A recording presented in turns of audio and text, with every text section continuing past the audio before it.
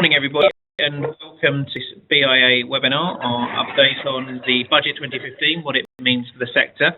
My name's Steve Bates, I'm the Chief Executive of the BIA, and I'm joined by Colin Haley, who is of Confluence Tax, who is also the Chair Designate of our Tax Committee. So I hope what we can do in under half an hour in this webinar is reflect upon the 2015 UK budget announcement, and what the budget will mean for the UK life science sector this year and next, and answer any questions you may have regarding the budget and what any particular elements you mean. If we can do that, then I hope that's a success. And as you've got me and Colin Haley presenting today. I think perhaps what I should start with by saying, and it's fairly obvious, is that the budget this time round is a very political budget because we're only a few weeks away from a general election. Obviously, any of the measures that are outlined in this depend on a new parliament being formed with the current Chancellor being able to implement the plans from the budget. So other budgets where you can be fairly sure a finance bill will arrive and things will go straight through. This one has to be taken with a pinch of salt because of the political time that we've got in the cycle.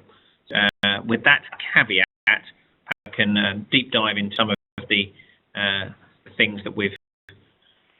Obviously, some general measures which may be of use in terms of, the increase in the personal tax allowance, due Help to Buy ISAs, the abolition of the annual tax returns, which those who have to do them, I'm sure, find a bit.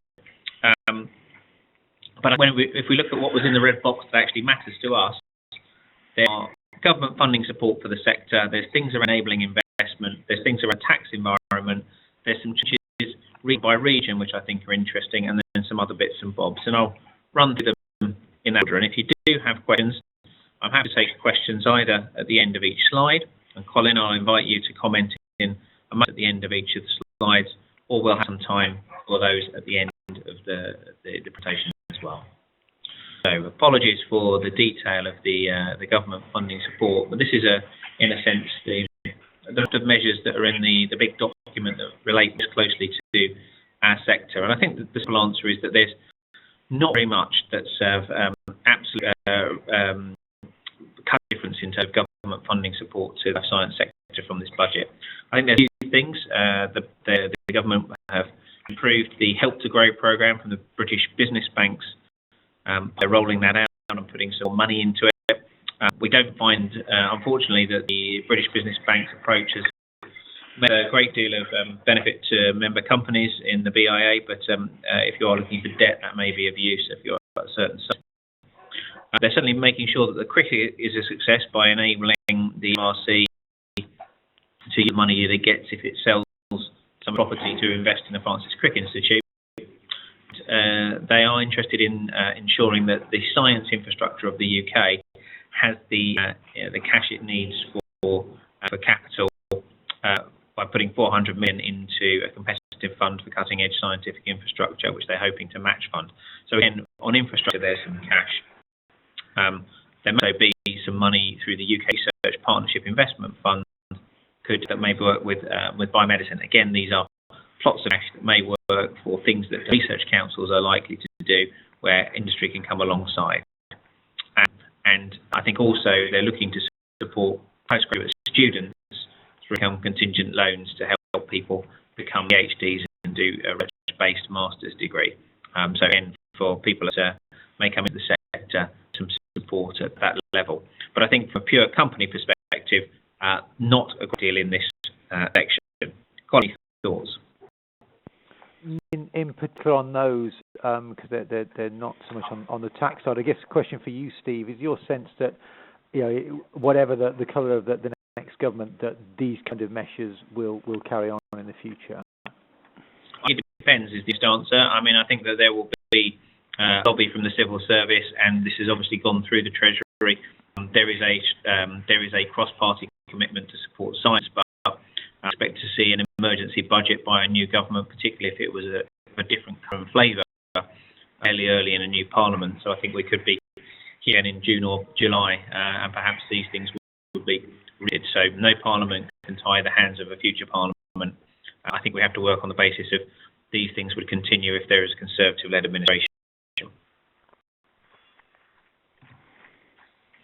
Turn to enabling investment. I think the BIA has looked at and lobbied on matters to do with EIS, CDIS, and VCT, around making sure that there's a sophisticated understanding that companies can take some time to evolve to the size where they can need significant chunks of funding. And I suppose our wins from this is as a result of a consultation the Treasury issued to companies that are less than 12 years old can get EIS or VCT investment. There were proposals for this to be essentially less than that, and we think it's a win for us to have got this up to that figure. I think we would have. Our position would be that it shouldn't be based on age, but I hope 12 years means that many companies will be able to participate in these advantageous schemes at an early stage. Of course, the increase in the total cap on investment may be helpful again for companies at an early stage. The limit for non-intensive companies up to nearly 500 employees, and also getting rid of the requirement that you've got to have spent all your EIS before you go for EIS or VCT funding, hopefully will also make sense for people who are in this space, who are using these schemes, because you don't want to have to have spent all your money before you can go out and fundraise for the next one under these schemes. So I think these enabling investment positions are useful. They are probably at the margins rather than a fundamental change, but I think they are steps in the right direction. Colin, do you have thoughts on these ones? Absolutely. I mean, I think what as you've alluded to, what you can't see here is how badly wrong this could have gone if we hadn't done the lobbying. There was a lot of talk about bringing some more restricted rules, which hasn't happened. These are actually very light touch. So the 12-year-old test, the 15 million test, I mean, I wouldn't think they would touch most biotech companies that benefit from these kind of tax-advantaged investor reliefs. The important one from my point of view is the removing the requirement you've got to spend 70% of your SEIS money before you take EIS money, which causes havoc on all sorts of deals. I mean, SEIS gives the investors more income tax relief, but it basically can only raise as a company £150,000 in SEIS. So I've seen ridiculous situations where you have to raise the first amount of money, leave the EIS money in escrow with a lawyer, and then fiddle around with the shares later. It wasn't really serving any good purpose from a tax or anti-avoidance point of view, and thankfully they're now removing that requirement. So this has gone through EU state aid approval. You know, all these new conditions or relaxations should come in, and therefore it should make it easier in the future to do combined SEIS and EIS fundraisings, which are very important for a lot of angel investors in the sector. Am I right in thinking that the rules for SEIS are the same as the rules for EIS under this? The 12-year-old rule, the total investment for those types of things, or absolutely, yeah. They're bringing them in for basically. I mean, we haven't seen the law yet, but you know, it's going to come in for all of SEIS, EIS, and VCT investments. But I mean, my sense is that those kind of tests are not going to affect anyone substantially in the sector. I don't know whether you've heard anything different. I haven't, and as I say, I think this is all dependent on a finance bill being and approved, which will be the side of the election, won't it? Absolutely. If I go on, environment. We were very pleased to be able to see that as a result of the work we've done with members, that the advanced assurance lasting for 3 years for smaller businesses making their first R&D tax claim is continuing and being rolled out. We'll have new standalone guidance aimed at specifically at smaller companies. And I pay tribute to your work here that I think we did together when we went up to see the tax inspectors at their conference to look at sometimes the process by which these things happen is always important, the reliefs themselves. And I hope that this is a significant simplification for smaller companies in what can be a complex area. Comment on that one? Yeah, I mean, there was an original pilot of the advanced assurance process that I was heavily involved in, and that worked very well. I mean, it was quite time consuming the way the revenue ran it then, but I've got a number of companies I work with where, having got that assurance, then basically for the next 3 years they just knew they could do a cash flow statement and say that's when we expect to get the R&D credit, and the money came in with no issues at all. It's been very straightforward. The new approach seems to be more telephone-based rather than face-to-face meeting-based for the revenue, to make it less time-consuming for them. But I think the end result should be the same, which is it makes it very easy for new companies to claim. And so obviously behind that, the company has to be new, but you could have a situation where you're very familiar with the R&D tax credit regime, but you can still apply for this as a from previous companies you work with. But you go to a new company, get the advanced assurance, and then really the revenue will leave you alone for 3 years and just pay your claims within sort of 2 or 4 weeks of submitting them. So it's a very welcome measure. I think on the capital gains tax entrepreneur relief, obviously the government announced they were going to do a review of this in the budget. Obviously that's dependent on them being around to do it after the election.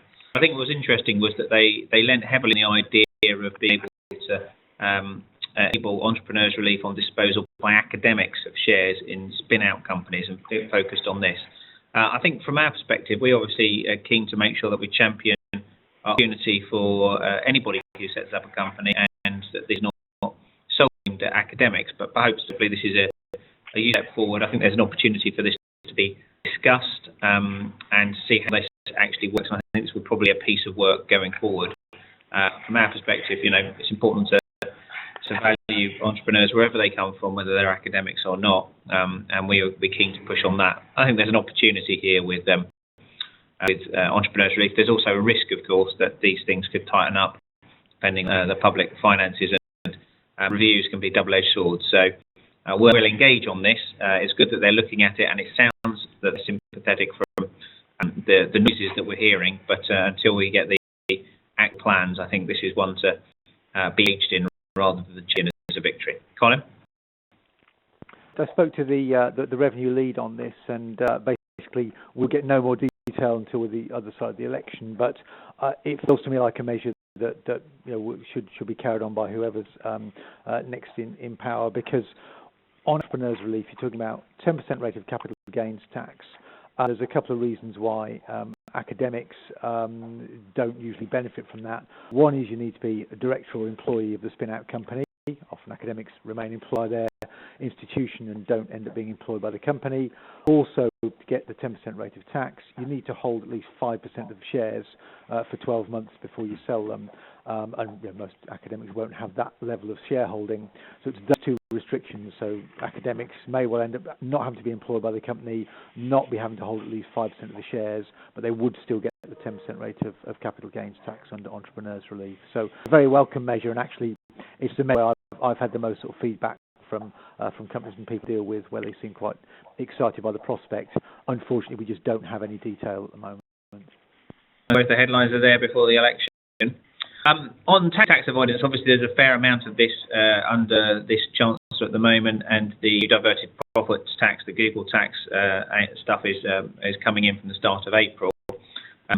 Balanced with that, corporation tax rate coming down to 18, and then I think what was interesting was the view of business rates with regional pilots happening around the country. I mean, obviously we're seeing this, the fiscal situation and tax position changing around the country. Cambridgeshire getting a particular deal. Obviously, Scotland's situation is different, and with changes to the way that the health system is being organised in Manchester. I think what we're seeing is complexity both in a fiscal environment and in an NHS and healthcare environment, which is all part of a new settlement in the UK, which I think does to complexity for our members, not something that we've been pushing for, but there may be some advantages to it for members that are in certain parts of the country. Colin, initial views on this? It's not something I've focused on, to be honest, so no particular thoughts on that. For us, it's a watch, and you can see obviously corporation tax being devolved in Northern Ireland, interesting, and the ability to set rates, I think, so that they're competitive or not hampered by cross-border trade north and south of the island of Ireland is an interesting thing, and perhaps we'll see some more as the development, perhaps with strong voices from devolved nations comes in. It'll be interesting to see where that goes. So I think at the moment it's a watch. But the interesting thing I think was this move, Greater Manchester and Cheshire, Cambridgeshire and Peterborough during 100% of additional growth in business rates, so that they can have extra waggle room there. Interestingly, I think also for members, we've obviously got members in Discovery Park in the southeast, the former Sandwich Pfizer site. They will be able to extend that enterprise zone, and there is this new money for an organisation called Health North, which bring together care for patients and promote innovation for drugs, treatments and health pathways. That's being run by the Northern Health Science Alliance. Hamid is the chief executive there, and we're working closely with him. I'm seeing him tomorrow to work out what does this actually mean over 3 years. So we'll be able to provide some more details on this. But interesting to see there's some more goodies around the country, particularly focused on the north, rising ahead of an election. Any views, Colin, on any of these points? I live in Peterborough and work in Cambridgeshire, so it all sounds very welcome from my point of view. So you're moving out of there to anywhere else. Perhaps a couple of other areas of relevance. UKTI have got some more money for activities in China, although the life science part of UKTI have plans to do some things in the coming years. So a bit of a dissonance for us there as to whether China's a focus or not with regard to UKTI. They've got more money, but they say they're doing less. They're trying to remove barriers to innovation. What they mean, who knows? Research councils will get greater freedoms to spend their current budgets, and research institutes. This probably means a big change for research institutes, which may be a danger of more changes to the way that budgets for both research councils and research institutes may be organised. And there's another review going on, organised by Paul Nurse and Mark Walport, which will have an impact into this. And it's good to see that the Fleming Fund developed 200 million quid through DFID, the Department for Overseas Development, to build laboratory capacity and surveillance network developing countries is an important part of the antimicrobial resistance agenda. I know perhaps allied to the work that's being done by BIA members in developing new products in this area. And for this, we work closely with charity partners. The maximum annual donations which charities can claim through the small donation scheme, i.e. if you put bucket out, goes up, which makes their administrative burden less, and hopefully means that people like the site will be able to retain more of their money and get better donations through gift aid as a result. Again, with some other bits that are in the margins rather than central. I think those are probably the key points of the budget from our perspective. I think in 20 minutes we've given you a quick overview. I'm very happy to take questions. As is Colin. How can we help?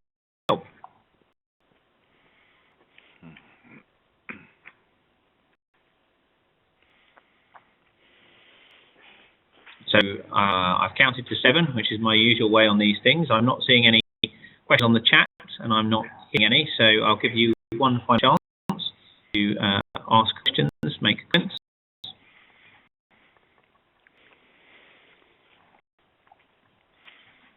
Yeah, thanks. I hope this has been of use, and look forward to seeing you on a future webinar or future discussion as to how we can move these things forward with the government. Many thanks, and have a good day. Thank you.